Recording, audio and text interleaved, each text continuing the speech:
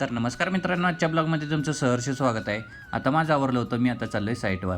पहिल्यांदा तर आलो या साईटवर आमच्या आधी येऊन बसले होते बघा मामा तर आज कटात होते, चला कामाला लागा म्हणले. तिथनं परत आत आलो आणि इकडं आपण काल वतला होता 5 पोत्याचा माल. आता म्हणलं राहिलेले पोटमाळे आणि स्लॅब पण वतायचे होते. पहिल्यांदा तर सळी बांधायला सुरुवात केली आणि तेवढ्यात झाली बघा आपल्या दादा कोंडकेंची एंट्री.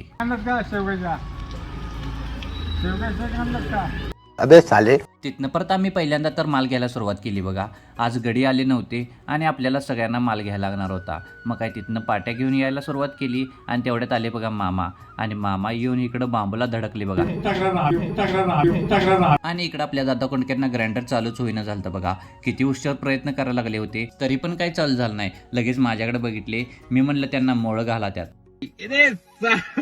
आणि इकडं आमचं क्रस्टॅन 5 पोत्याचं टाकून झालं होतं. आम्ही चौघं माल टाकूस तर ही दोघं म्हणले आम्ही सळ्या बांधून घेतो. मग तिथनं लगेच आम्ही खडी टाकायला सुरुवात केली. मग काय एकदाची खडी पण टाकून घेतली आणि परत लगेच सिमेंटची पोती पण टाकली. त्या मामाने लगेच फोडून घेतली आणि हे मामा म्हणले तुझं डोकं फोडू काय, ती सिमेंट वतणार कोण म्हणले. लगेच सिमेंट वतून हिने माल फोडायला पण सुरुवात केली बघा. आणि मामा म्हणले ए बसलायस काय रे, उठ की रे म्हणले. आणि कसं करतात बघा.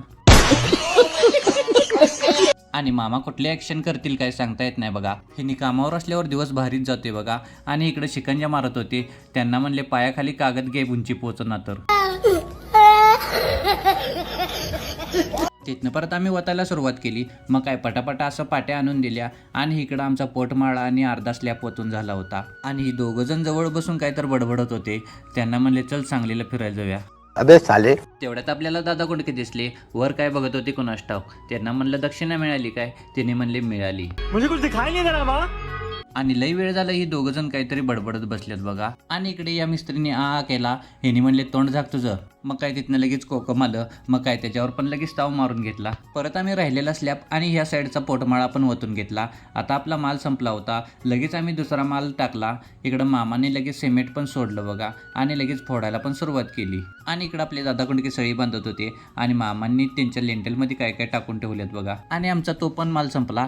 इकडं आमचं सगळं वतायचं पण झालं होतं. उद्यापासून इकडं स्लॅब लेवलचं बांधकाम चालू होणार होतं. हा पण स्लॅब येतोय बघा लवकरच वतायला. तिथनं परत आपण जिन्याच्या नादाला लागूया म्हणले. हे 2 कटआउट पहिला वतून घ्यायला लागणार होते आणि इथनं जिना स्टार्ट होणार होता. आणि इकडं मामा म्हणले व्यवस्थित बार सरळ करा नाही तर लातच घालीन. तिथनं परत आम्ही 2 कटआउट बांधून घेतली. आता आमची झाली होती सुट्टी. चला तर भेटूया पुढच्या ब्लॉगमध्ये. व्हिडिओ आवडला असेल तर लाईक फॉलो शेअर नक्की करा.